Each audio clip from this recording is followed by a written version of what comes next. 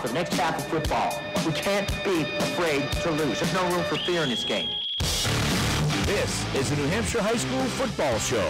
What in the wide, wide world of sports is going on here? You can't stand the way this place is. Take yourself to higher places. The New Hampshire High School Football Show is brought to you by New Hampshire State Liquor Commission's Division of Enforcement. I don't win the game another yard. You blitz all night. If they cross the line of scrimmage, I'm going to take every last one of you out. And now, here's Pete Terrier. And it's just disappointing that every time me and you go to the same game, it's a blowout. We will not make that mistake again. And I'll offer this up to you. Next time you have to make a trip out to Keene, if you want to come next Friday to see Bedford Keene, I'll buy you dinner.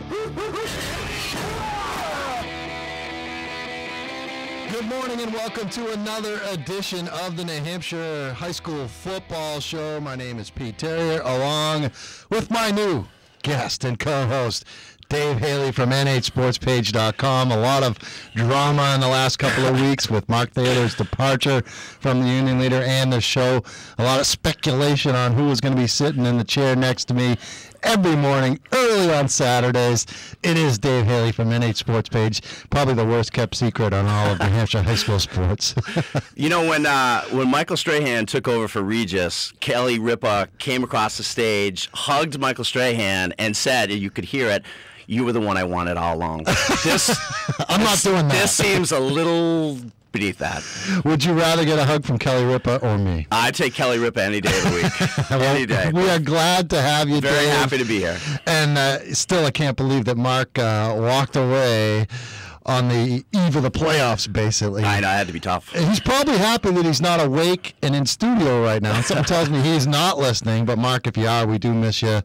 It's not going to be the same without you. Yeah. But we will move on. We will forge on. The playoffs are going to start today, actually, across the lower four divisions, or the lower three divisions, divisions 4, 5, and 6.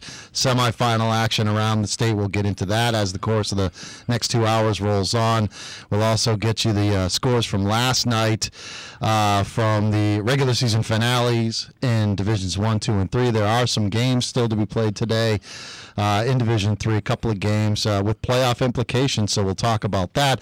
Got a great show lined up for you, Dave, your first show here. Chuck Lenahan will join us from the land of Lenahan as Plymouth, one of those teams in playoff football action this afternoon. They're going to take on St. Thomas. The Saints are going to come marching in and see what they can do against the only unbeaten team in New Hampshire high school football, the Plymouth Bobcats. We'll talk with Chuck Lenahan at 7:35 this morning. 8:20, Roger Brown, who is taking over for Thaler, not on this radio show, but at the Union Leader. He is writing the First and 10 columns now. He'll be their lead football writer for high school sports, and he will join us on the program. We'll talk about the playoff situations. Dave, Roger seems to be the guy that really has these tiebreakers and what's going to happen if this happens type of stuff down, because I know that's above both me and you. Yeah, Keene State College education. Yeah. I was saying to you last night, we were at the BG Winnicott game, as of course we'll get into, but one of the Winnicott coaches emailed me and said, well, here's the tie. He read the Thursday Thoughts column I wrote, and he said, now here's how it's going to work out. If we can win here in Bedford, assuming they win, and if Keene loses, I literally read it twice. I couldn't tell you. I'm like you. I'll wait. You tell me on Sunday morning. Yeah, I'm fine with that. And I'll be there next week. Exactly. I'm not going to stress too much about it. You mentioned the Winnicott BG game last night. We'll have the head coach of the Winnicott Warriors, who may have put themselves in pretty good position for the playoffs in a couple of ways last night. We'll get to that in the scoreboard in a second. Ron Offont from the Warriors will join us at 8:35 this morning.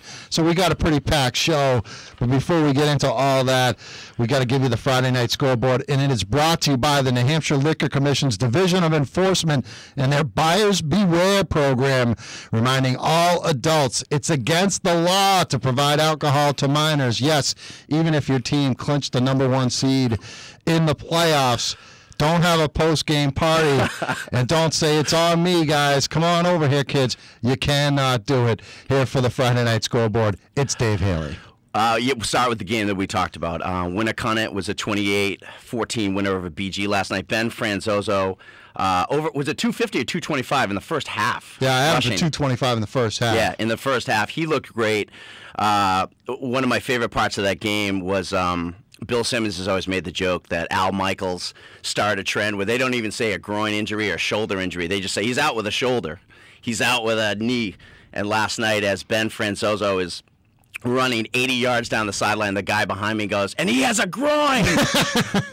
He certainly does, sir. Don't we all? Yeah, I think we knew what he meant. But 28-14, so BG, the 4 seed, and they're going to go back to Winnacunnet next weekend. Winnacunnet, we'll talk about them later, but I thought they set themselves real nicely. They looked back in top form last night. Second game of the night, Bedford, 33-8 over Merrimack. Merrimack actually scored with 22 seconds left, so that was a shutout.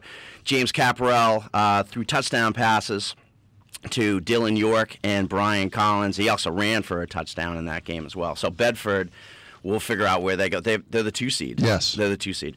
And speaking of Division II, Keene with a 35-6 win over Timberlane. I was kind of surprised at that one. I thought this was going to be one of those 14-7 games, but our friend Lucas Lupa, touchdown passes of 38 yards, 39 yards, and 83 yards. So that's great. So Keene really took care of business after that loss to Manchester West 2 weeks ago. In Division I, Pinkerton was a 40-20 winner over Nashua South. That was a 20-7 game at the half, and really Pinkerton just held them off in the second half. So Pinkerton clinches the number 2 seed, and they'll host Nashua South next weekend. Yeah, that should be interesting. I think Pinkerton and Exeter on collision courses, and Exeter, they obviously did their job last night in the regular season finale too. Yeah, they did. Dipping back down around, because this is how I wrote them down, Pembroke with an overtime win, 14-12 over Conval. And those are 2 programs, Roger kind of mentioned it in his column, 2 programs that I think are kind of on the way up and had a nice season, especially Pembroke. The sixth score of the night, Portsmouth, 34-0 over Alvern to close out their season. Dylan Crosby, their really good running back, actually played quarterback out of the Wildcat at times in this game because they're so down. They were down a freshman quarterback. Crosby ran for 109 yards, 2 touchdowns. And Bill Murphy's a guy who doesn't get mentioned enough. We haven't even had him on the show. He's one of the top coaches in the state. Am I wrong? And I feel bad that we haven't even had him on the show yet this year.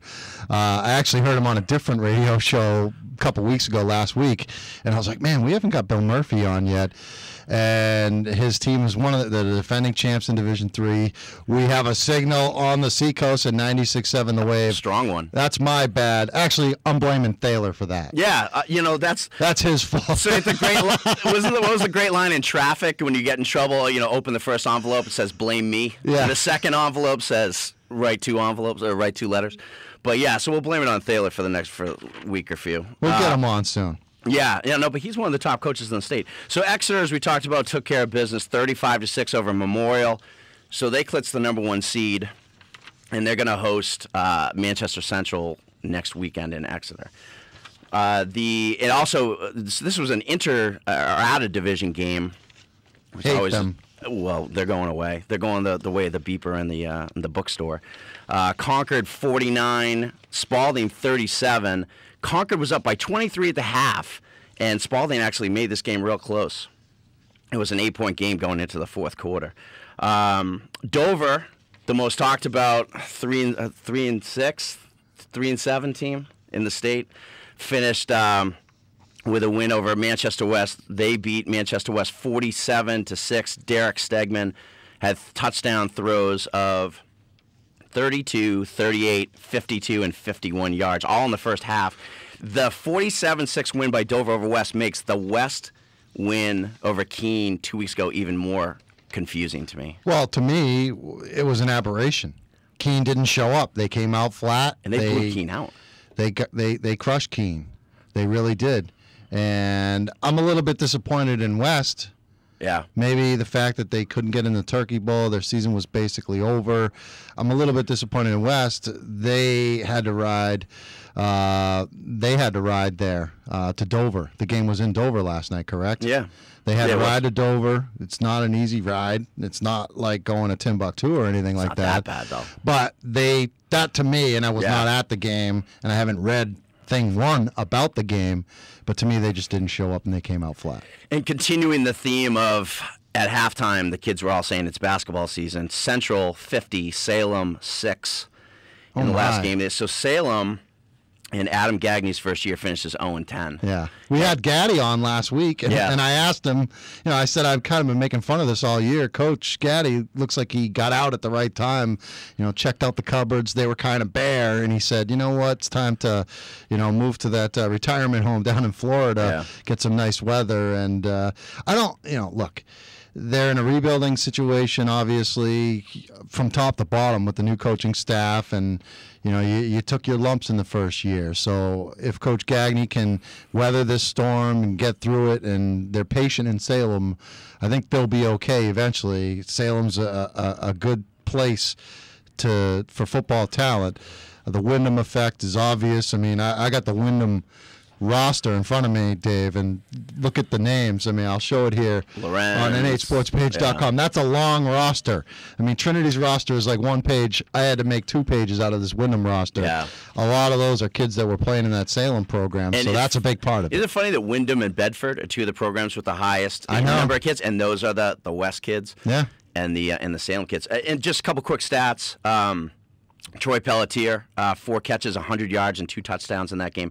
Riley Cody, who's the second leading passer in the state as far as yardage, 228 yards, 2 touchdowns throws in that. So is that momentum for Central? It's something positive. It's better. I mean, look, they say in Major League Baseball, momentum's only as good as your next day's starting pitcher. Right. Well, unfortunately, momentum's only as good as your next week's opponent, and Central's going to have to play Exeter next week at Exeter.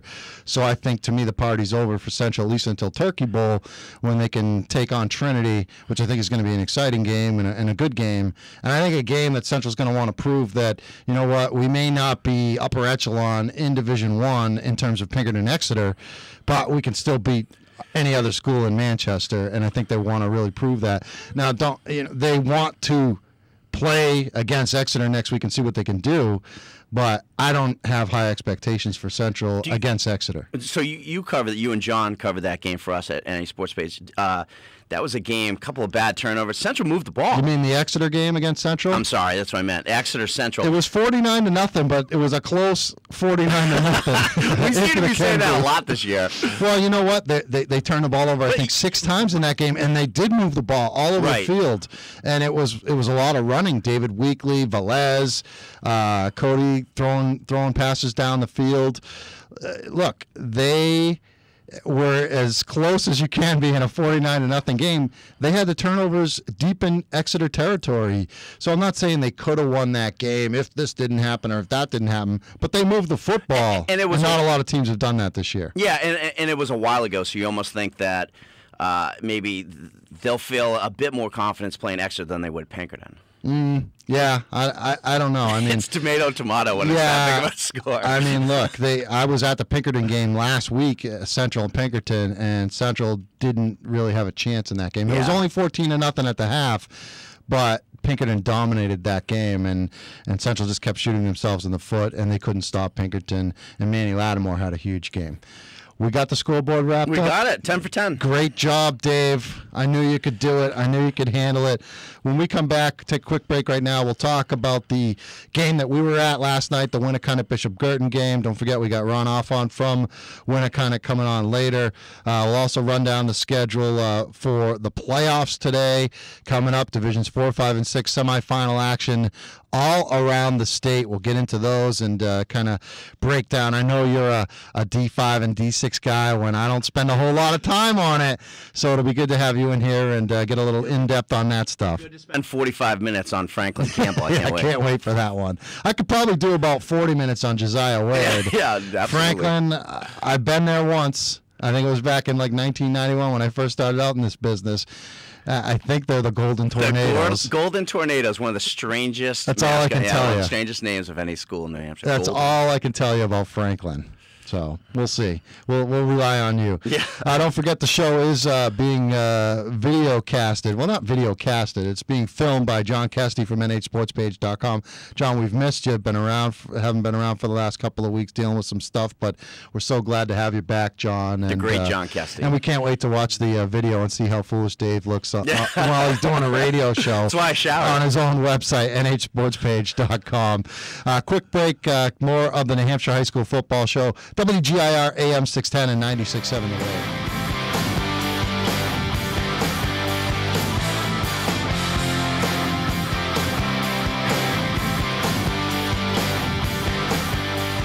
Back here on the New Hampshire High School Football Show, Pete Terrier, along with Dave Haley, nhsportspage.com. We bring it to you each and every Saturday morning, 7 to 9 a.m. During the regular season and during the playoffs, too. So next week, when it's all playoffs, and for the next 2 weeks, as a matter of fact, we will be on 7 to 9 in the morning doing the playoff type of shows, and we'll bring some coaches and some players on who are going to be playing later on that day. There are some playoff games, as we said, Divisions 4, 5, and 6. The semifinals get underway. We'll take a look at those matchups as the course of the show goes along. We do have Chuck Lenahan from Plymouth. His team going to play St. Thomas. He's coming on in about 15 minutes or so from now, 10 minutes actually. Chuck Lenahan from Plymouth as they get set to host St. Thomas. Both Dave and I last night at the Winnicott Bishop Girton game, and going into the game, this is what we knew: a win by Winnicott, and they're the number 1 seed no matter what happens elsewhere in Division II football. Both Keene and Bedford in the mix along with Bishop Girton as far as the playoff go. BG loses the game. They're the 4 seed. They will play Winnicott next Saturday. We believe the game times are 1 p.m. At Winnicott's high school football field in Hampton. And then a great matchup, I think, in that other Division II semifinal. The game that I'm going to be at, I think, is Bedford-Keene. That should be a good one. That was a 1-point game in the regular season. Bedford's win over Keene in that game, and that was at Keene during the regular season. I think it was 21-20 or something like that. So that's a rematch, and that one's going to be a good one, as both Bedford and Keene were able to handle business last night. But to me, the story about last night was the return to health and the return to action of Ben Franzoso with the groin and everything. He has a groin. He was able to come back and had a huge game. The first play from scrimmage for Winnicott after Nick Marino returns the game-opening kickoff, 85 yards for a touchdown. First time Winnicott got the ball on offense, they gave the ball to Franzoso, 74 yards for a score. It was 7-7, and I think we weren't even 31 seconds into the game. So the explosiveness was back. He was able to break another long one, 90-yarder, 225 yards at the half. He ended up finishing with 232 yards on 15 carries. Coach Offon had said before the game to the Portsmouth Herald people, seacoastonline.com, that he was hoping to get him 10 to 12 carries. Well, he certainly did that, and he got maximum efficiency out of those 10, 12 carries. Yeah, and I think he got to probably rest him a little bit in the second half of that game when it got 28-7, because it was 28-7. Final score obviously was 28-14, but it was 28-7. So the game was in hand. Yeah, he sat down for a majority of most of the fourth quarter, I think, and maybe part of the third quarter. They had a pick six that gave them that 28-7 lead earlier in the third quarter, and they were really in control. And BG scored a kind of a garbage touchdown late. They had their third-string quarterback, Drew Sanborn, in there, threw a 45-yard touchdown pass to Aiden Loftus to make it 28-14. That was with about a minute left in the game. So realistically, they didn't give up. The first-team defense didn't give up any points because it was a special teams touchdown to start. This Winnicott football team, and I've been hard on them in recent weeks, they weren't the same team that was number one in the state. Now with Franzoso back and some of those other guys healthy like Jordan Cutting and Christian Dyer and that dominating offensive line that they have and their dominating defense, I think that they're right back in the discussion as one of the top teams in the state. Yeah, and obviously 2 home games, so that's going to be huge. They've got a really good following over there too, and I think everyone comes out for the championship games, but they've got a pretty enthusiastic fan base as we saw last night, and They do look back. It doesn't really matter what you looked like in week 6. It's what you do at the end of the year. Now, if he's healthy, Francoso, they've got a couple other kids over there. Seth Edwards' kid, I think, is another kid who can run the football. But that line was dominant last night. And just as big as Winnicott last night, I thought BG was the story. They just don't have that explosive guy that they used to have. And they got Boykin back, and he is explosive, but he did nothing last night. Well, he can't. He's just so small. You got to get him in space, and I know that's easier said than done, but they just swallowed him up every time he had the ball. And with his size, he's injury prone because he's a little guy. He's fast, but BG just doesn't. It just takes him a while to get down the field, and we saw it at the end of the half where Travis Cody, with 2 minutes left, I think it was 21-7. Elected to throw the ball a few times, and they got Hurley can throw it, but they threw a couple incompletions. That gave Winnicott the ball back because, of course, the clock stops on incomplete passes. And they were lucky Winnicott didn't score. Winnicott got down to the 1 or the 2 yard line with under 30 seconds to go. They elected for a field goal and barely missed it. It was 21-7 at halftime, and that was a gift. I mean, this wasn't a game. It should have been 28-7 at halftime. Yeah, this wasn't a game for people listening to the score and say 28-14. It wasn't that close. No, it was a dominating effort by Winnicott. Defensively, we talked about the defense, and a lot of those guys on the offensive line that we talked about are big hitters on that defensive line. Ronaldo Gordon is a kid that doesn't play on the offensive line, but he plays on the defensive line, and he's a disruptive force. Another kid that I really noticed last night, and I've heard the name and I've seen him play. He was hurt earlier this year. Niles Connor, number 26, the linebacker. Yeah.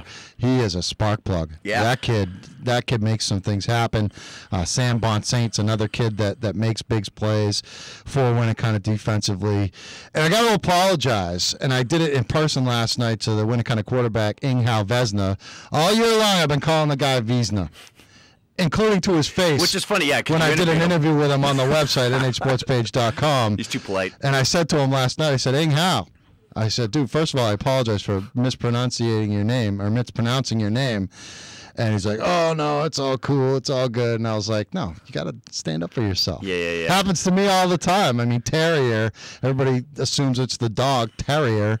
And I go out of my way to correct people. So, Inghao, I apologize. It is Vesna, and I learned that by a public address announcer at a home field. What do you know? Yeah. That's where you can learn some good stuff by going to games.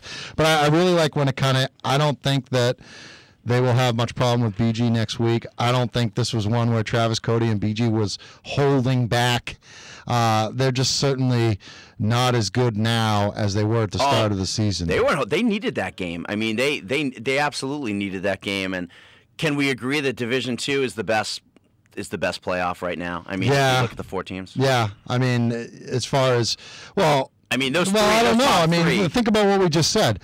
We think Winnicott will win rather easily next week, or comfortably, but not easily. In the other divisions, I think there's only 2 teams. You know what I'm saying? Well, once you get to the to me, your semifinal with Keene and BG is Keene and Bedford is a great game. Oh, yeah, absolutely. That's going to be a war. Game of the weekend, I think. It is. It is the game of the weekend. You could also look at potentially Plymouth Trinity if it works out that way. Sure.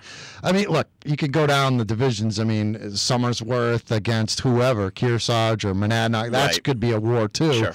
But, seriously, I look at that Keene Bedford game and I'm salivating. Yeah, that's going to be a hell of a game. You don't want. And then a potential Bedford Winnicott game or a potential Keene Winnicott game. That's great too. In Division I, you're just hoping that it works out, that it's Pinkerton and Exeter. That's going to be a war. I don't know that either of those other 2 games in Division I are going to be close. I think Division III could be interesting as well. And the playoff scenario is still up in the air for that as well. We know Sauhegan's number 1, but the 2, 3, and 4 positions are yet to be determined because Milford's got to play today. Goffstown's playing Sauhegan, so we'll see how that all shakes out. Portsmouth won last night, so we'll see how that stuff shakes out. And we'll talk with Roger Brown and see what he knows about if this happens, this is what the seating is going to look like. We'll ask Roger because he's smarter than us. Bracketology? Yeah, a little bracketology with Roger Brown. We'll go to Lenahan next as Chuck Lenahan broke the record last week for the winningest all-time coach in New England high school football history. He will join us next, talk about the game against St. Thomas. That's coming up 1 o'clock this afternoon at Plymouth. We'll talk to Coach Lenahan next on the New Hampshire High School Football Show. Do we do this interview now or take the break later? What do you want to do? All right, that sounds good. Coach Lenahan, good morning to you. Good morning. Hey, well, I'm just building it up, getting ready to go into a break, and they tell me we got to talk to you right now, so we'll do it. Let's get right at it. I'm sure you're excited about playing some playoff football this afternoon. Yes, can't wait. So, Coach, let's talk about this year. You guys have been so dominant, and it seems like Plymouth days of old with your team this year. The last couple of years, it hasn't been that Plymouth and everybody else mentality within the division. What's been the difference this year compared to the recent years when team like Trinity and, we've seen Lebanon have their year with Cody Patch? What's been the difference this year in how dominant you guys have been? Well, it's a great team effort. These kids have really come together, and, guys have stepped up that beyond our expectations even, and it's been great to see a bunch of kids who really didn't have, going into the season. We were just hoping to make the playoffs, and see them come through like this and work so hard, and it's just a great team to coach. Hey, Coach, this is Dave Haley with N8 Sports Page. I had a chance to email with Brandon Goodale earlier this week, and one of the things I asked him was, who was the teammate of his who had improved the most over the season? And he said, he mentioned Colin Sullivan, the quarterback, and he just said he's really, really come on from where he was in the summer to where he is today. I was just wondering if that was an assessment you agreed with. Oh, yeah, definitely. He's one of the outstanding players that have really stepped up. Matter of fact, going into the season, we were wondering, what are we going to do at the quarterback position? And, we send him a couple camps, and he works out this summer. His dad was a captain at Plymouth State College when he played, and he's worked with him a lot. And it's great to see him, improve so much and be such a great leader for us. Coach, how hard has it been for you to put behind all the hype and the hyperbole that has taken place over the last couple of weeks when you were approaching that, winningest coach in New England football history stuff? You tied the mark. You beat the mark last week against John Stark. In such a long career, 43 years, and all the championships you won, 18 of them. When you look at an accomplishment like that, do you just kind of brush that aside, or do you ever sit back and say, you know what, we've had a pretty damn good run here? Well, you don't want to push it aside because it's an accomplishment for the entire program. So I think the 300th win was more of a distraction than anything because everyone making such a big deal. But I tried to really keep this one under wrap pretty good. And, I can sit here in my office and I can see pictures of teams that I've had over the last 40-some years. So, it's a good accomplishment for everyone there, and to hear from my ex-players and everyone involved in the program and all the coaches that have been here, everyone takes a part in it. So, it's certainly not an individual thing, I think if you coach long enough and lucky enough to be there, you ought to get a couple wins. So, it's just not an individual thing. It really isn't. Coach, I wanted to ask you, you hear all the time now that with the NFL and even major college football, that these players today are bigger, faster, the hits are more violent. Just the size of these kids, where you had linemen in the 1960s, early 70s, they were 240 pounds, and now you've got guys who are 320 in the NFL or bigger than that. Do you see that at the high school level? Are these kids bigger and faster? Are they stronger than they were back in, say, the 80s or even the early 90s? Well, sometimes you think of that, and then some of your kids come back and you look at them and you're just amazed at, the size of them now. So I don't know. I hate to compare teams because we've had so many great ones, and I look at the teams we've had in the past, and but you know what, they were pretty darn good, and I hate to compare any like that. I think it's the parity there would surprise people that it's these kids are awful good, but they were awful good back then too. So I don't know. maybe at a higher level, but our level, I see it's pretty much the same.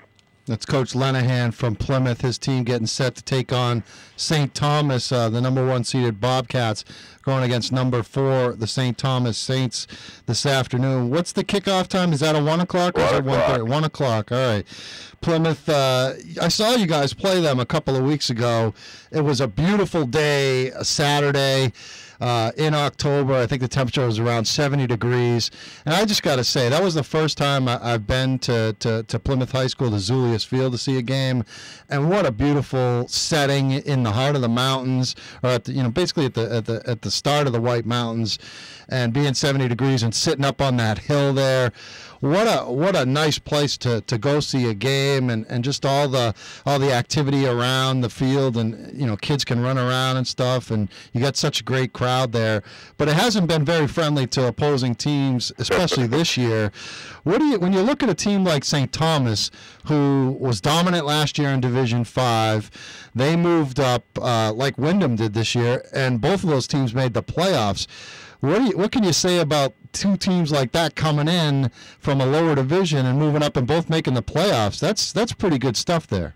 Oh, it's outstanding. They're both great programs, great teams. You look at the size of the schools, and the difference in about 6 or 8 teams in there are about 50 kids. Actually, Wyndham has more enrollment than we do now. In St. Thomas, I think we're about 20 kids different. So it's great to have so many schools the same size enrollments playing each other, and they get out there, and it's really a good game. I think that score was a little deceiving, that first game, because at the end of the first quarter it was just a 7-0 game. So we're looking for a real tough ball game here today, and anything can happen, that's for sure. So we worked hard to prepare for this, and we're certainly not taking St. Thomas lightly by any means. They got an outstanding program there, and it should be a great game. Well, Ryan Monette, one of the best players in the state, he's a kid that, runs the football, does a lot of pass catching. They got a freshman quarterback, Trevor Martin, playing. Monette is certainly one of the best talents in the entire state of New Hampshire. Yeah, he's an outstanding back, and they got a couple other ones there, too. So, you got to be careful. He put so much on one kid, and a couple others step up, and I think that's our strength, too. You can stop one, but, you got 2 or 3 others that are pretty good. So, we worked hard to stop him the first game, and we're going to do the same this game. We worked hard on that. But, boy, they got a couple other kids that are pretty good, too. So it should be a great game. Coach, I wanted to ask you one last question for me. Did you guys haven't had, you might argue with me on this, you haven't had really a close game all season. I mean, do you worry about, now that you're into the one-and-done stage, that might affect you guys? I mean, obviously you played some very good teams, but to your credit, you've beaten Trinity, Wyndham, St. Thomas, Hanover fairly easily. Does that worry you at all as a coach? At Hanover, the game was 14-13 at halftime. So, that was a tough ball game we had there. And the game with Trinity, let me tell you, that's a toss-up game. So, I think we've had some tough games, and we've had an awful trouble stopping that high-power offense of Wyndham. And, you get a couple injuries, and a couple kids don't play, and, boy, it's a different ball game. So, you got to be real careful of that. So it's high school football, and let me tell you what, I've seen it a million times where anything can happen, and you better not turn that ball over, and you better come to play. You're going to get a big surprise. Coach, just going to ask you this question, and it's a question that I want to ask you, and I'm hoping that you'll play along with us and answer. There's a lot of criticism directed your way in particular about how dominant you guys have been over the years, and how you won't move up and play at a higher division, Division 3 or whatever. Other teams have petitioned up. Bishop Girton is one that kind of gets criticism for not petitioning up as well. How do you handle that type of stuff? I mean, I know that you always go back to, hey, this is the enrollment of our school, and this is where we should be. How do you handle that type of criticism from these people that just are hammering you all the time, year after year, because you got such a good program there, but you won't move up and see how you do against some of these upper divisions? Well, I think we've played about everybody in the state over the time except Division I schools, you know, and there's just no way we can go to Division I. You know, we play the schools in football that we play in every other sport and have played for forever, you know, the Kingswood, Kennetts, and Plymouth and Laconias. And the competition at that level, I think, is outstanding. So, yeah, we're happy where we are. I don't think we have any business to move up to a Division I.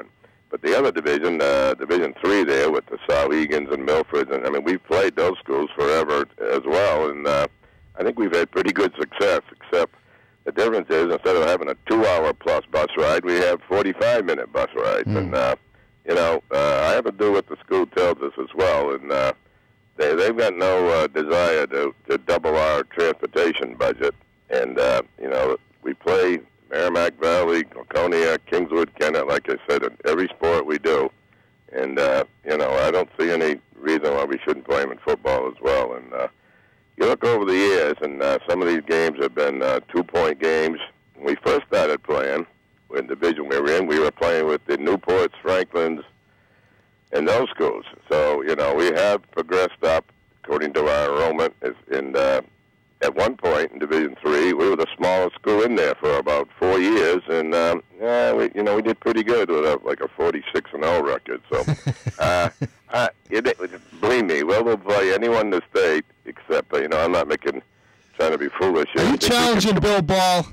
I was going to say, well, I'm not going to make any bones about that. I don't want to play the Pinkertons and Exeters of the world because, you know, even though our number ones probably would be all right for a quarter or so, the number 2s and 3s are a big difference with divisions that are 3 and 4 times your size. So we're pretty happy where we are. We get challenged every week, and I think next year's we'll be in Division 2. Right.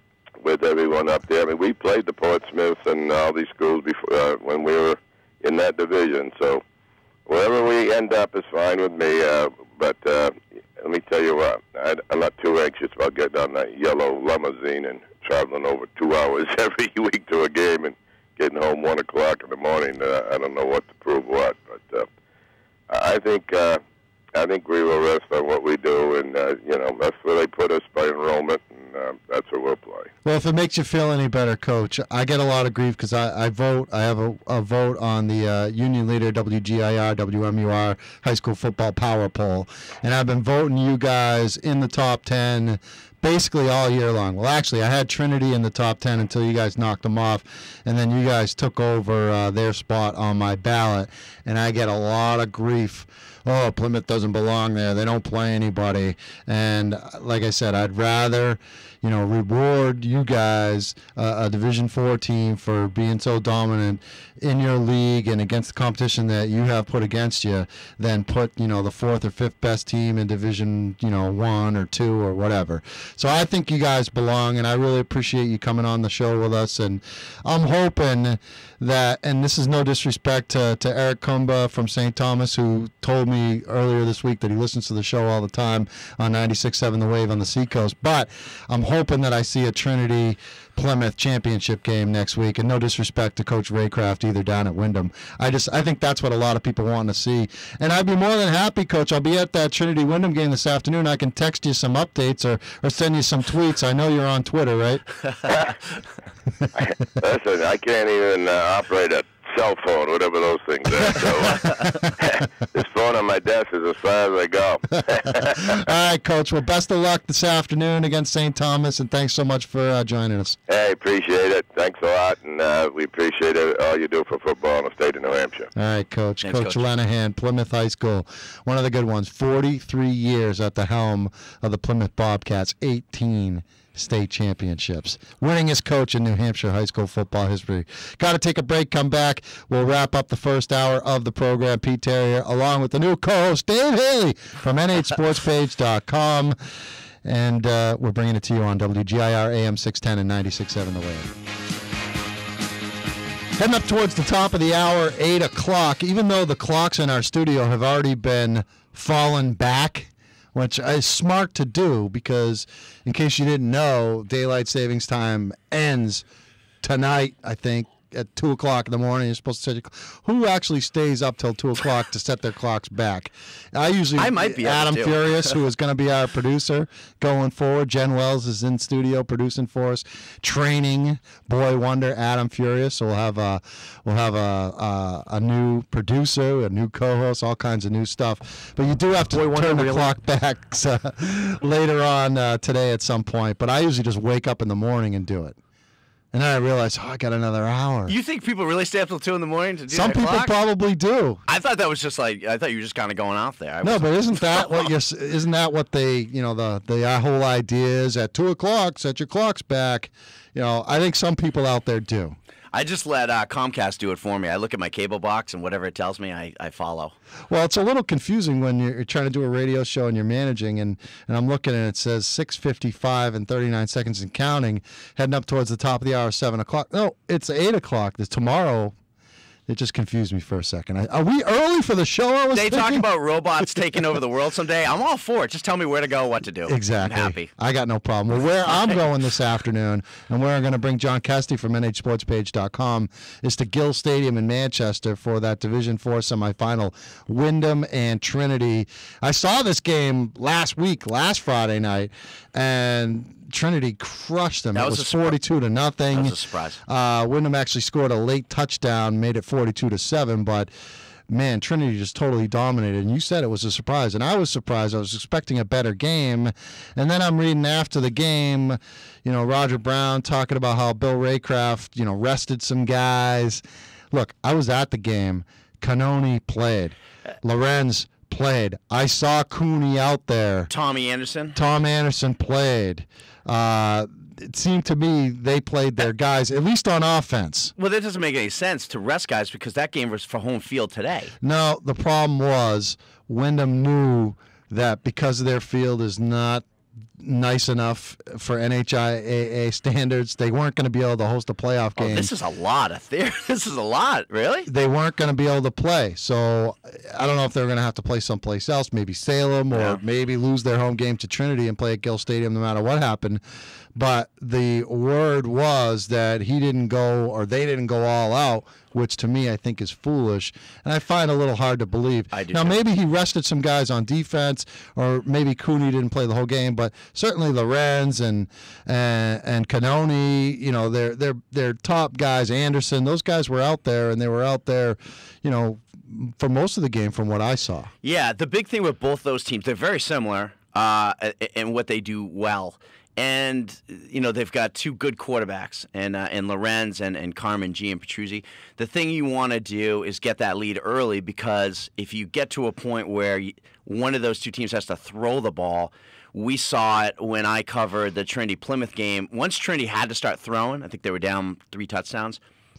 It's just not their game. Either Carmen was shorting guys, or he's putting it right on their hands and they're dropping it half the time because they're not a throwing team. They're not Portsmouth. They're not Central. They're not a team Bedford that's used to throwing the football. So I think early lead, halftime score is going to be real important in that one. Well, and I think Trinity, like you said, they don't want to throw the ball. They've got so many weapons running the football.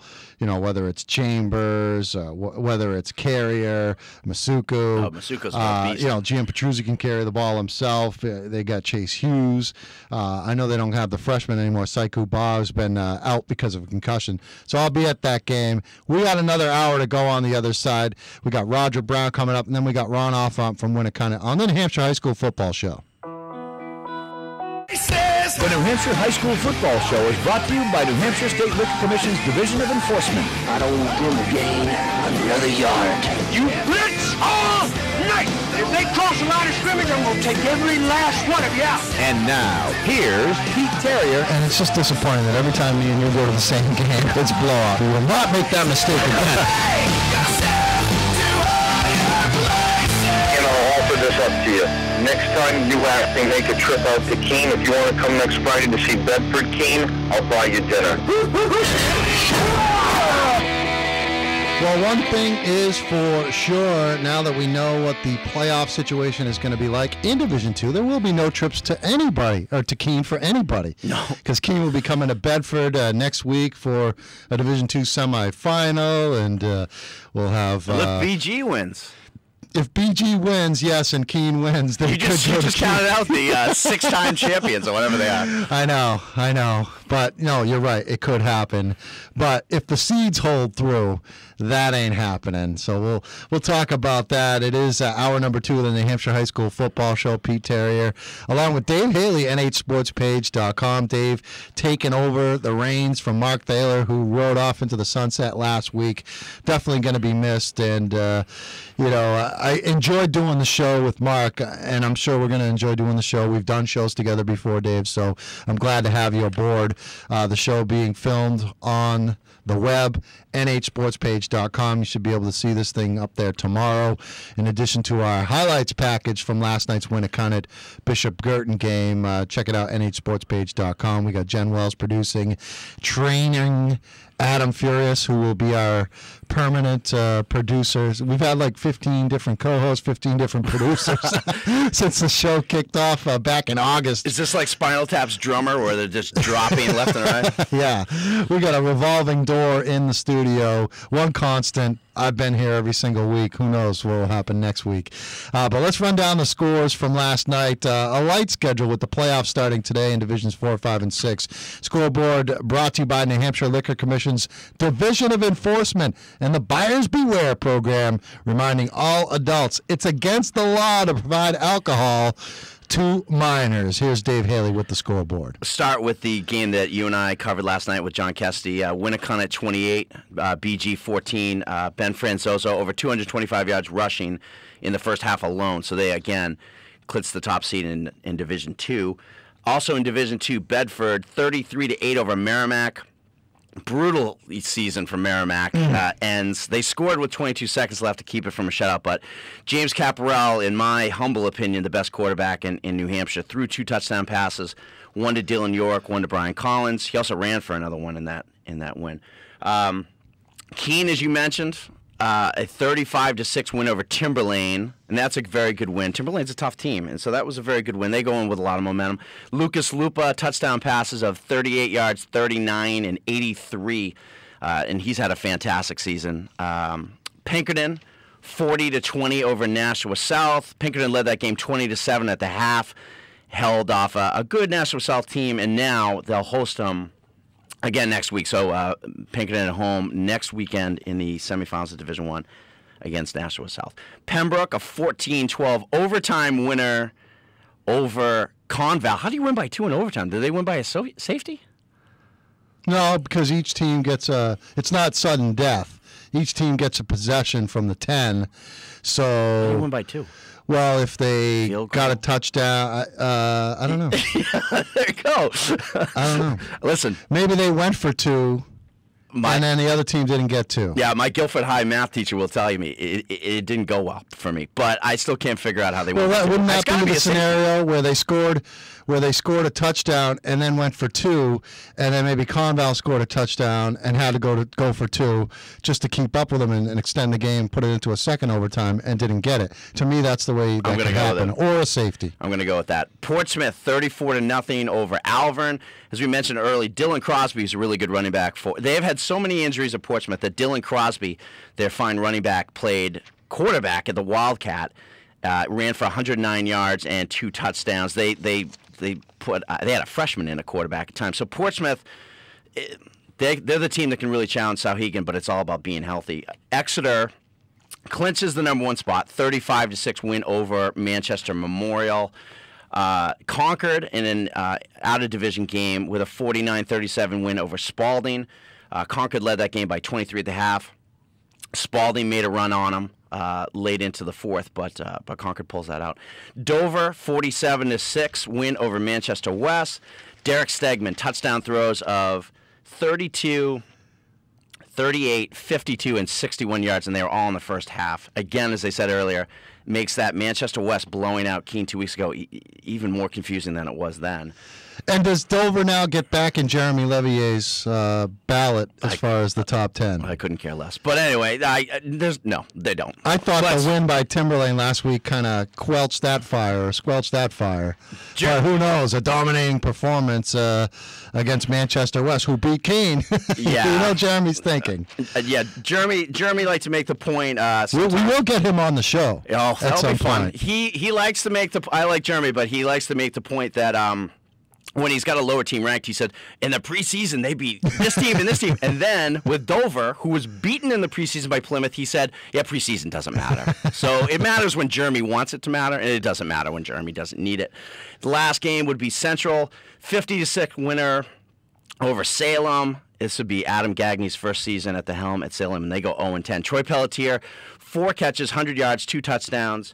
And Riley Cody, 228 yards and 2 touchdowns. Looking at the schedule for today, the playoff schedule, we'll start in Division 4. We just talked to Coach Lenahan last hour. His team, the Plymouth Bobcats, only unbeaten team in the state of New Hampshire. They host St. Thomas, a 1-4 matchup at Zulius Field. Also, a 1 o'clock game that I will be at with John Casti. We'll have the video highlights tomorrow on nhsportspage.com. Trinity, the 2 seed, hosting the number 3 seed, the Wyndham Jaguars. That game kicks off at 1 o'clock at Gill. Championship game next Saturday at the home of the higher seed. Division 5, my buddy Greg Kretschmar from the Morning Buzz, talked to him yesterday about his Somersworth Toppers team. Of course, his son Tyler, outstanding lineman for the Somersworth team. They host Stevens this afternoon. 1 o'clock.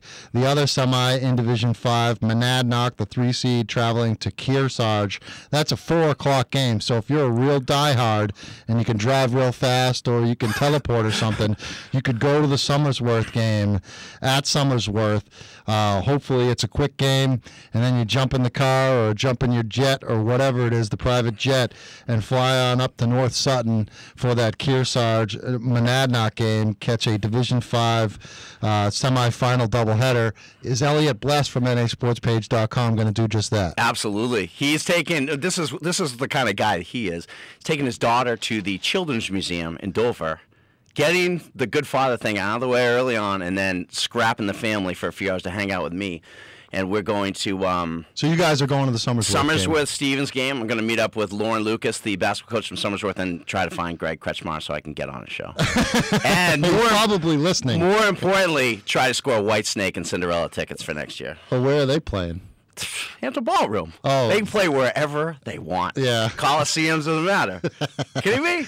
Now, are you doing a story on the Somersworth game, or are you just going to go soak it in? I think that's Elliot's responsibility since I gave him Division 5. I'm the Division 4 guy. Oh, okay. We're going to do, absolutely. We're going to tweet from the game, and both of us, and of course we will. And I'll be tweeting from the Trinity Wyndham game as well. Won't. At Pete Terrier. You're going to hire an 11-year-old kid? No, look, when I have to keep stats and stuff like that, which I don't necessarily have to do this game, it's easier for me to tweet. Do people out there listening understand how brutal it is keeping football stats, by the way? Yeah. I don't think they do. I've complained about it a few times. Basketball, my first love, of course. It's such a great thing to walk up to the guy who just has written down how many points each kid has scored. You copy it down, you shake his hand, you walk away. In football, it's like you got to sit there. It's like a calculus exam. Yeah, there is no official score at these game people. You guys, you ever read a story? For example, last night, Winnicott BG. Roger Brown was there for the Union Leader. We'll talk to Roger in a few minutes.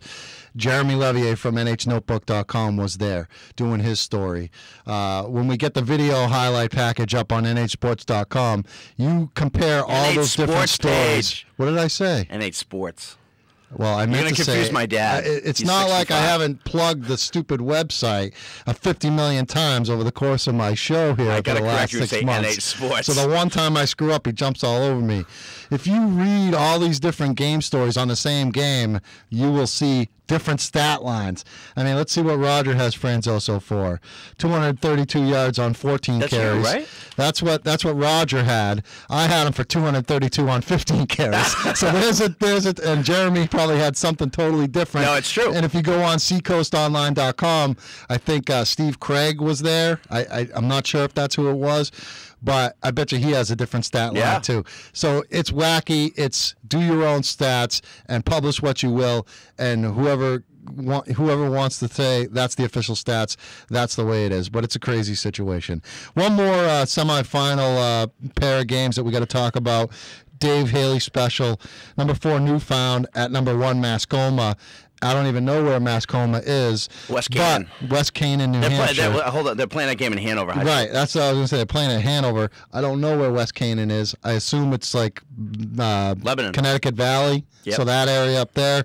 Sorry about that. Our signal doesn't reach up there. When we get a radio signal up there, I'll start worrying more closely about the everywhere. teams.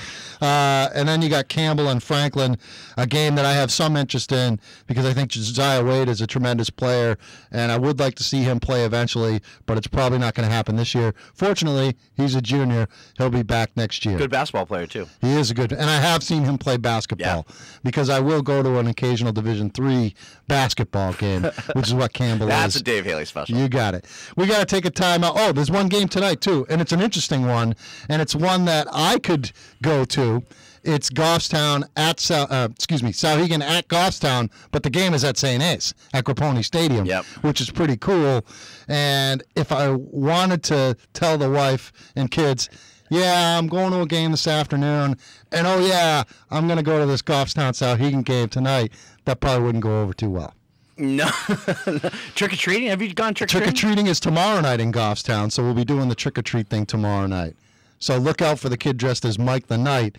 That's my older son, Zach. And then my other son, Ryan, who is 2.5, refuses to put on his Halloween costume. He's cute enough. He doesn't need it. When every other day during the year he wants to wear some kind of costume, like a lion or a zebra or whatever else we got lying around the house. For Halloween, he won't put on his costume. So go figure that. Got to take a time out, come back with Roger Brown from NHFootballReport.com and the New Hampshire Union Leader. This is the New Hampshire High School Football Show. WGIR AM 610 and 96.7 The Wave.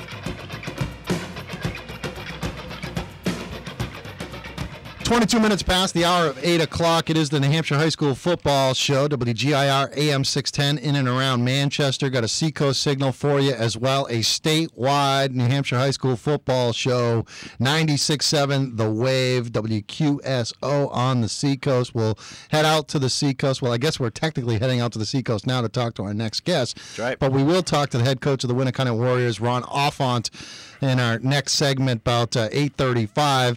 But Seacoast bound we are right now for Roger Brown from NHFootballReport.com and the new lead football writer for New Hampshire High School football at the New Hampshire Union Leader and the New Hampshire Sunday News.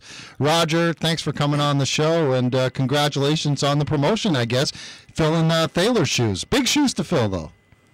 Absolutely. I'll do my best. So, Raj, we were at the game last night at Winnicott, and they manhandled BG. Dave Haley was there as well. This Winnicott team seems like the team that was the best team and the number 1 ranked team in the state. Getting Francoso and some of the other guys back healthy, they seem to be clicking on all cylinders at the right time. Yeah, they sure do, Pete. They looked good last night. Having Francoso back, adds so much to what they do. Just like the Exeter game, last night he struck quickly, 2 long touchdown runs. As Ron Offont said after the game, he can turn any play into a big play or a long touchdown run, what have you. And then the other thing about him is they're healthy on defense. And, I didn't really think BG mustered much of an offensive attack against them. They had the opening kickoff, return for a touchdown, and then they got a TD pass after the subs were in, with a minute to go or whatnot. But between their big playability on offense and their defense, particularly against the run, they're going to be a tough team to beat in the playoffs. So, hey, Roger, it's Dave. In that same vein, I was saying this to Pete last night and look forward to asking this to you. Are there going to be any upsets in this playoffs? And what I mean is, it feels like, without getting too specific with all these divisions, it feels like when the number 1 team in a division plays, say, the 4th best team, it's a 5-touchdown game. And going with, obviously Exeter losing to Pinkerton is not an upset.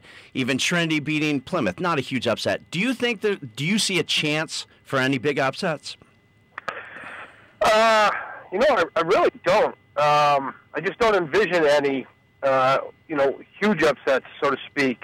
I see Pinkerton and Exeter both moving on. You know, Division II, I don't know if you could call anything an upset unless BG maybe ends up winning it. You know, they seem to be maybe a notch below the three others. And again, if Souhegan loses in Division III, you know, that would be, I guess, a mild upset. But they're all bunched pretty evenly there. You know, Portsmouth's getting healthy; it's supposed to be healthier next week. And again, you know, with just today's last day of the regular season, we still don't know who's seated where in Division III. Any of the three teams left could still be number 2 behind Souhegan. So I don't see any huge upsets, and same goes for the lower divisions in the playoff games today. I just don't see any big surprises. Not to say it won't happen, but if I had to guess, I'd say no. You know, form will hold for the most part. Roger, let's talk about Division III, and you mentioned it's still kind of up in the air. Portsmouth won last night. Souhegan's playing Goffstown tonight at St. A's, which is pretty cool in my opinion. And then you got Milford closing out against Hollis Brookline. So the scenarios are what? And I'll ask you, say Souhegan beats Goffstown. We know Souhegan's the number 1 seed. What does that do for Goffstown, or does it depend what Milford does with Hollis Brookline? It does depend on what Milford does. If Goffstown loses today, they would be either the 3 or 4 seed because they lose a tiebreaker against Portsmouth, but they would win a tiebreaker against Milford. So, again, anybody could still be number 2, and, you know, still a lot to play out. If there's a 3-way tie between Goffstown, Milford, and Portsmouth, Goffstown would win that as well. Excuse me. So still a lot to be decided. You know, we need the results of both of those games before we can say who's going to play where for sure. And that Milford HB game is an afternoon game, so we'll know pretty much going into that Souhegan Goffstown game tonight what the deal is, right? Yeah, and, you know, I just don't feel comfortable giving Milford the win there, considering how well Hollis Brookline played last week against Goffstown. It's their coach's last game, so they're going to be fired up, you know, an emotional type atmosphere. You know, but at least after that result, we'll have an idea who's going to play where going into that night game between Souhegan and Goffstown. So, you know, if I had to guess, you know, I would say Souhegan ends up winning against Goffstown, and I would, you know, give Milford a slight edge against Hollis Brookline. So that would make next weekend's games Goffstown at Souhegan for the second straight week. You know, those two teams would meet, and then Portsmouth would play at Milford. So, Roger, going back to Division I for a second, I read your the state of high school football every week, and I got to give you props. You called Pinkerton over Brockton, and I think you wrote something like, "I just have a feeling." First of all, I'll give you credit for that. And really, we don't need to get into what my record is picking in games. That's not that's not what we're talking about here because it's not very good, Roger. It's not good at all. But Roger's like 80-15 or something like that. But I'm curious. What did you see there? What did you see in Pinkerton?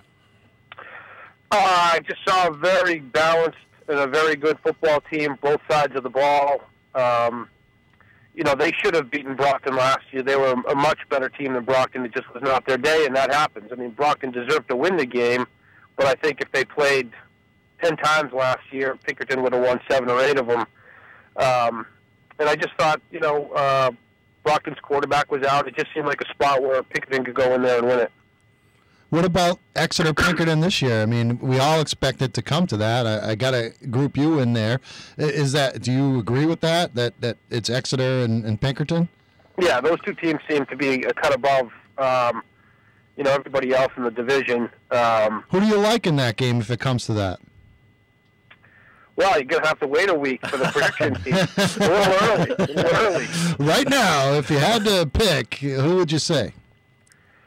Well, you know, I mean, if you force me to pick, I guess Exeter's going to be on its home field. You know, they beat them the first time without a handful of key players, so I would give the slightest of edges to Exeter.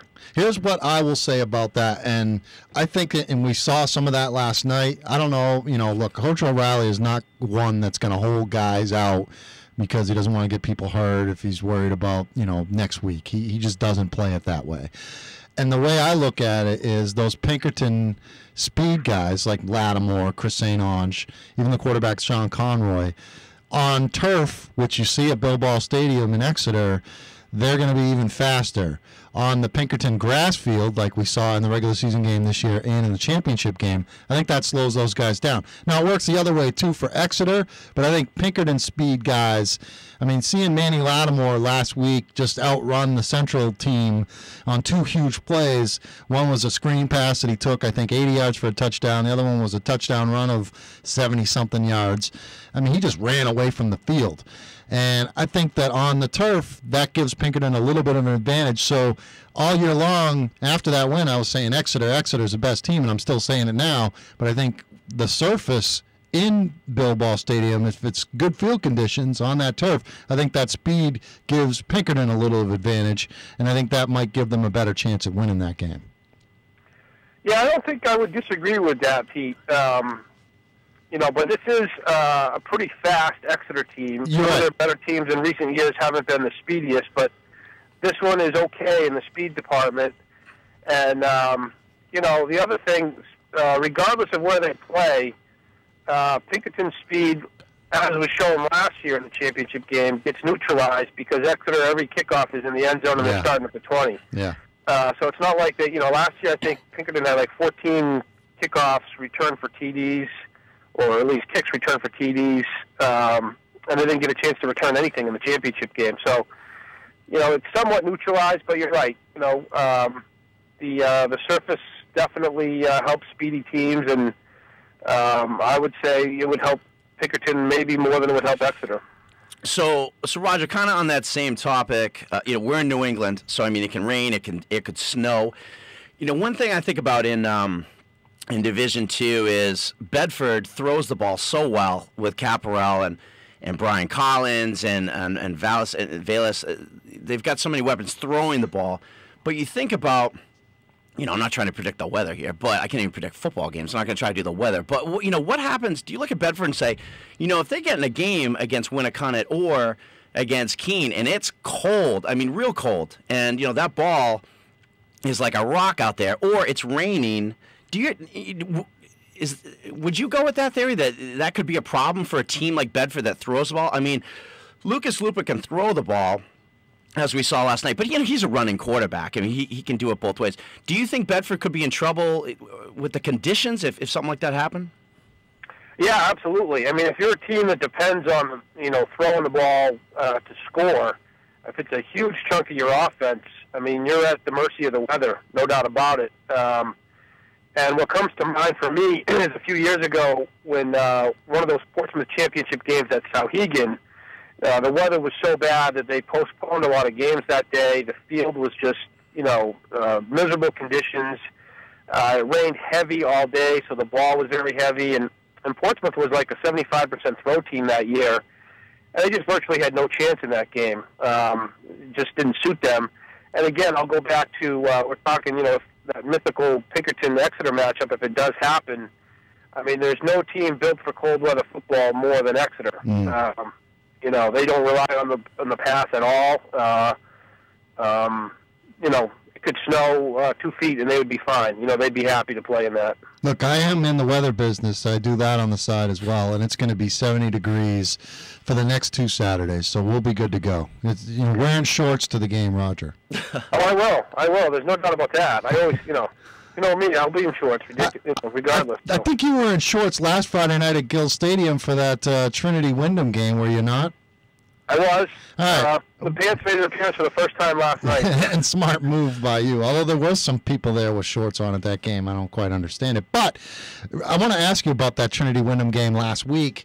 You were the one that came out with Bill Raycraft saying that he sat some guys on defense and sat some guys. And I was at the game, and it seemed like his guys played to me. We do have to get to a break, but I want to ask you, did they hold back last week, and why would you do that? They couldn't play at Wyndham. We know that. So if they won and they had home field advantage, it wasn't going to matter to them anyway. But did they hold back? Is that what he told you? Well, it was obvious in the game, just being on their sideline, they held back. Lorenz didn't play on defense at all. They were playing a totally different defense, a real vanilla defense compared to what they normally play. Cooney didn't play after the first series. You could see the coaches telling the starters, hey, listen, I'm going to put so-and-so in. you know, the rest of the kids were told before the game, like, you know, next week matters a lot more than this week. And even in the handshake, it was kind of interesting. You know, the Wyndham kids were upbeat, smiling like it was no big deal, and the Trinity kids couldn't figure out. I heard them asking each other, why are these guys so happy? Why aren't they down after this game? I think the Wyndham kids knew, you know, what the outcome was going to be before the game. I don't know if they expected it to be quite as lopsided as 42-7, but clearly they weren't going to show anything in that game. Speaking about Wyndham, and they were putting all their eggs in this week's basket for this playoff game against Trinity. So you think we're going to expect we should expect a different story today? Yeah, Trinity's only going to win 35-7 today. Where will you be today, Roger? I will be at Gill Stadium. Oh, so you'll be there? Okay. And I am thinking about shorts, Pete. We'll see. All right, don't do it. Don't do it. Trust me. Trust me on that. Roger, you can't get sick. Don't do that. Yeah, you can't get sick now. Well, who are they going to go through next? You have to explain tiebreakers. Are they going to dust off Kevin Gray or John Habib or something if you go down? Kevin Gray. Be going to the third or fourth string at that point. We'd be in trouble. Roger, thanks so much, and good work. Read your first and 10 column, or at least the first one that I saw this week, and good stuff. And as much as I'm going to miss Mark, I know that the union leader and the readers are going to be in good hands with you, Roger Brown. Okay, Pete, appreciate that. We'll see you later today. All right, thanks, man. Roger Brown, union leader, taking over the 1st and 10 duties. He's the lead football guy now that Mark Thaler is gone, and we'll have him on the program on a frequent basis, and we appreciate his insight. Look for his stuff, coverage of that Trinity-Wyndham game. I will be there as well. We got to take a quick break, come back. We got Ron Offont, head coach of the Winnicott Warriors, the #1 team in Division II, and seems to be back on track after a big win against Bishop Girton last night. It is the New Hampshire High School Football Show, WGIR, AM 610 and 96.7 The Wave. Well, it is certainly a crazy train as you get towards playoff time in New Hampshire high school football, and coach whose team put themselves in a real good position as far as Division II goes is Ron Offont from the Winnicott Warriors. His team victorious last night against their rival Bishop Girton. 28-14 was the final, snapping a 12-game losing streak against the Cardinals, and Coach Offont joins us on the phone right now. Coach, good morning, and thanks for coming on with us. Oh, you're welcome. So when you lose to a team that often and that many times in a row, when you get in the locker room after the game and say, hey, we finally got the monkey off our backs as far as those, is that extra special for you? Does that get you extra psyched up? Yeah, you know, BG is, they've had such a great program and run the last, few years. And the reason we've played them that many times, we've seen them in the championship all the time ever since I've been here. So it's nice to get them. They've just been kind of a nemesis to us through the years. And so, I could say last night was a little extra special because it was those guys. Hey, Coach, it's Dave Haley from New Hampshire Sports Page. Is it a challenge to play a team 2 weeks in a row? You beat them last game of the season last night, and then turn around 7 days later or 8 days later and play them in the playoffs again? Yeah, I think it's a challenge for both teams, because it's, you got to come right back. So, it's not the best scenario, but, it's something that you have to do. Although one of my assistants told me, if you believe in, karma or deja vu, I guess when we won the championship in 2000, we beat BG in the end of the year, and then semifinals the year we beat Exeter. So, I'm not, can't say I'm one of those gurus with that. I could go either way with those things, but it's kind of interesting if you think about that. Coach, prior to the game yesterday, you were talking in the papers on Seacoast Online. I was reading some stuff saying that you were hoping to get Ben Franzoso 10 to 12 touches last night just to get the flow back going and get him, pretty much as close to 100% as possible for the playoffs, which start next week. By my count, you had him 15 carries. I think 12 of them or whatever, 11 of them came in the first half, and he did pretty good because the first time he touched the ball, he went 74 yards for a score. And then later, I thought the more impressive of his 2 touchdown runs was the 90-yarder that he had a defender kind of trying to catch up, and he kicked it into another gear and really just separated. Was that a sign for you that, yeah, okay, this kid's okay, and we should be able to have him at close to full strength for the playoffs? Yeah, we really hasn't been full strength, obviously, when he got hurt in the second half of the Exeter game. And, we tried to get him in Dover a little bit, and we re-injured it. And then we rested him for Keene, and he just wasn't, about 70%, just wasn't himself. So then we shut him down. And, he was getting a little tight in the second half, and we said, you know what, we got to shut him down here and get him ready for next week. So, yeah, we feel he's pretty close. And, the thing this week is got to be careful of him this week, and hopefully we can get 2 more games out of him.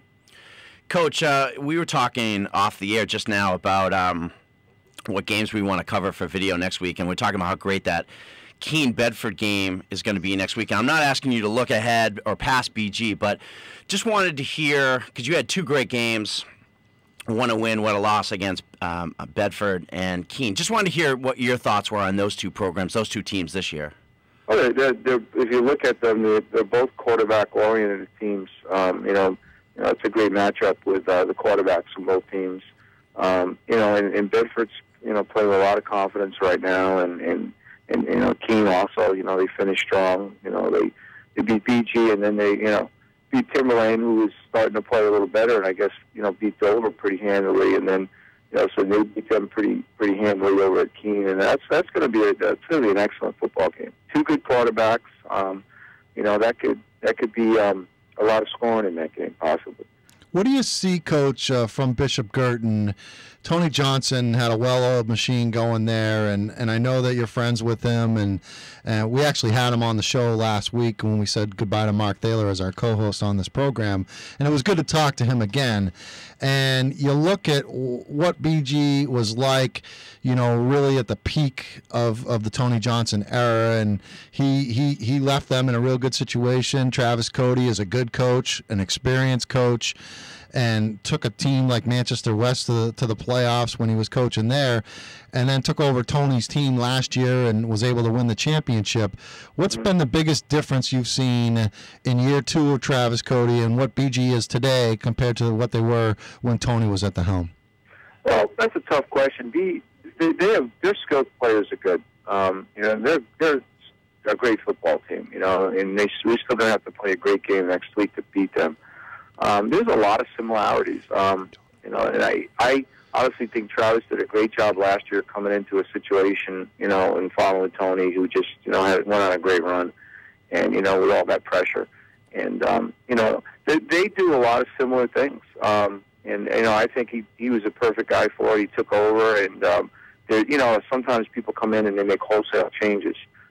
We haven't seen that with BG. They're very similar, a little bit differences, but pretty much similar, and maybe they don't have as big, like some big players they've had when Tony was there.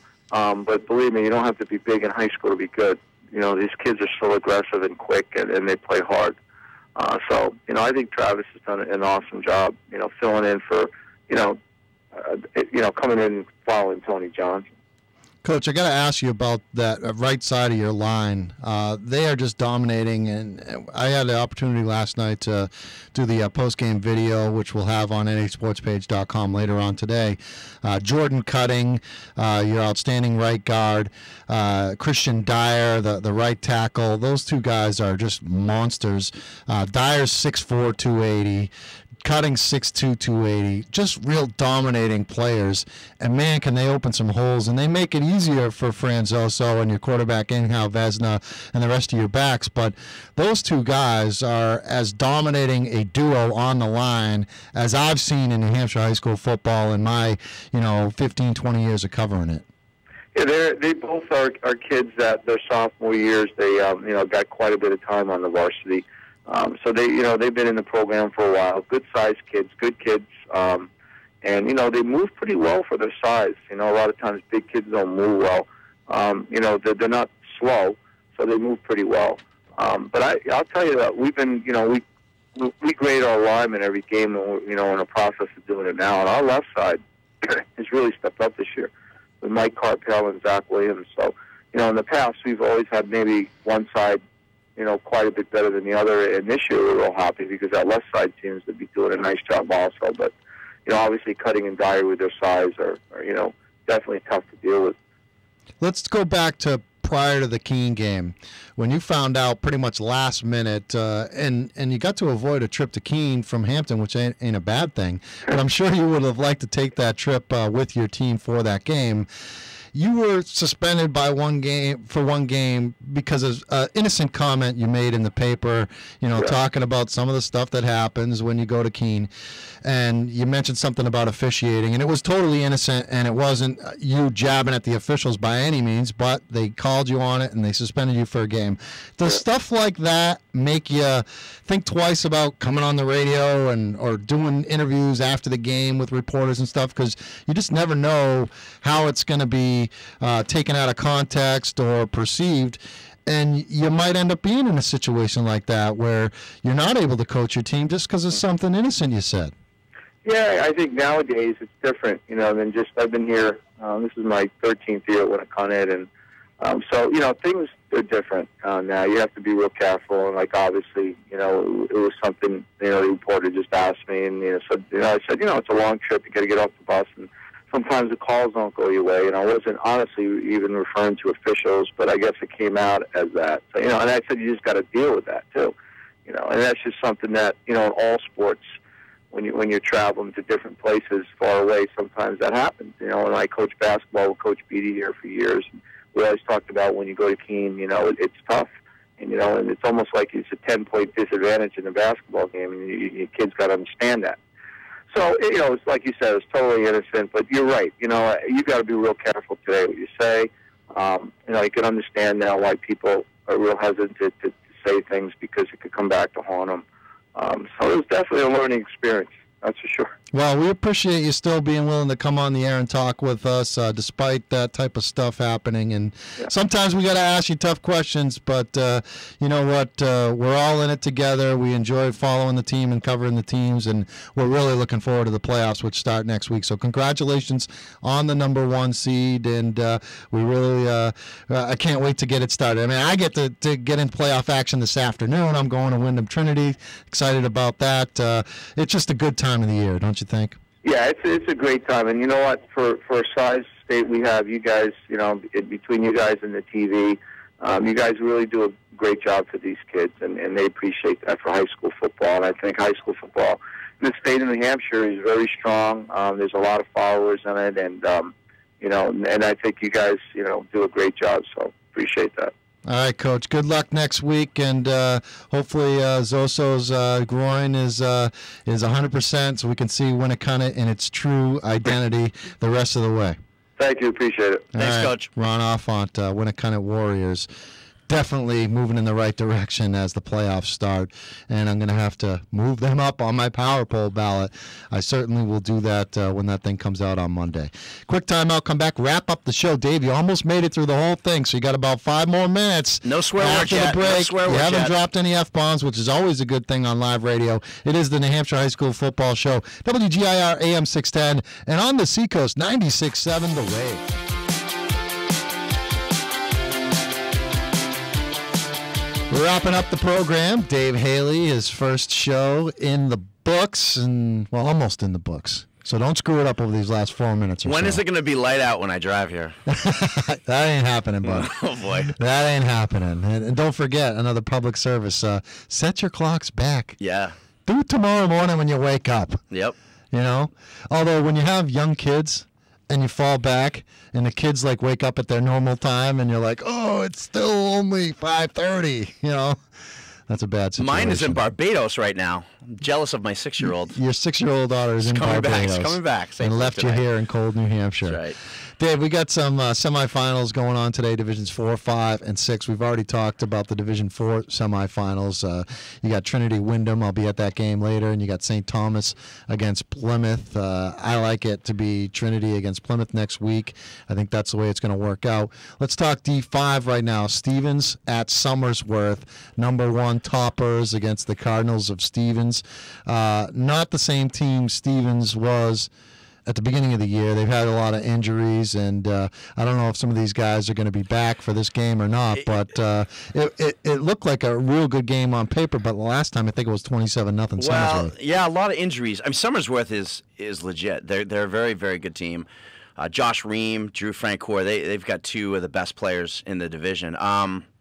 Logan Batchelder, a quarterback for Stevens, wasn't really able to play much at all in that first game. We did video, John and Elliot did video that game. And so, yeah, it got out of hand a little bit. I emailed out with Paul Silva, the coach of Stevens. I know that they've got some kids coming back. I think it'll be a competitive game. I still like Summersworth in that, but they are getting some kids back from injury. But they've been hit with injuries. They and Portsmouth are the two teams in my mind that have just been crippled by injuries. Look at the other semi, Monadnock at number 2, Kearsarge. I mean, both of those teams have had tremendous years. That game could go either way, in my opinion. That was a 21-7 game first time around. Kearsarge won, but it was 14-7. Monadnock was driving to tie the game. Will Kitterman, their quarterback, threw an interception, a pick six that went the other way for Kearsarge. So, I mean, that was a 14-7 game late. Now, Will Kitterman blew out his knee, and he's out, but they put up a ton of points last weekend. DJ Latito is fantastic defensive player from Monadnock. I like Monadnock in an upset there. This is going to be a great game, though. Let's go D6, Dave. All right, Newfound, the Bears, number 1, Mascoma. That game's going to be played at Hanover High School, kicking off at 1 o'clock this afternoon. Do you know why they're not playing at Mascoma? Field conditions. Field conditions? Because you don't know where West Canaan is. That's why. And if you don't know, then what's the point of even doing it? Newfound's had a lot of injuries. They've got a great running back, Tyler Mavicki. But he's a game-time decision. They're going to try to get him to go. Mascoma is big. All these coaches that I talked to in D6 say they're just big kids on the line, and they're pushing people around. What about Campbell Franklin? Josiah Wade is a guy that everybody knows about. Yeah. He's had over 2,000 yards rushing this year, scored about 1 million touchdowns. He's the real deal. Well, he's got over 2,000 yards. He's the leader. We do the statewide leaders on the website every week. He's the leading rusher in the state. But he's got about a mile and a half of punt and kickoff return yards as well. But that's going to be Cody Benwell is a very good running back, by the way. For Franklin, Greg Husband, former Shrine coach, is the coach for Franklin. That's going to be a toss-up game. That could go in overtime. That's going to be a great game. And that's at Franklin. That game kicks off at 1. Both of those teams 7-2. Franklin actually beat them 33-29 in the regular season. And I believe Wade had a big fumble in that game, or maybe a couple of fumbles, when Campbell had a chance to salt that one away and turnovers. And next thing you know, Franklin came back and won that game. Yeah, they air quote held him to under 200 yards. And he probably was like 100. Yeah. He's a heck of a player. He's tremendous. We talked about him. He's a basketball player. Just so he's a big physical kid, and he can move. All right, so we got less than a minute to go in your debut show here. Thoughts? What did you learn? I learned that it's really dark out at 6 o'clock in the morning. Well, we got it. I don't get to mention Notre Dame once. You can mention Notre Dame. Dave Haley, huge Notre Dame fan. Who the heck are they playing this week? Pitt at home, 3:30. I know everyone's thoughts and prayers will be with me this afternoon, and I appreciate that. But if we can avoid this, we got BC and Wake Forest, and then at USC to close the season. Undefeated going into the USC game, and then you lose to the Trojans. Wouldn't that be a killer? Dave, thanks so much. We'll see you again here next week. And follow us on Twitter today. Yeah. And the show also up on the website at some point tomorrow, nhsportspage.com. For John Kesty, our double producers, Jen Wells and Adam Furious, I'm Pete Terrier. Enjoy the playoffs, people.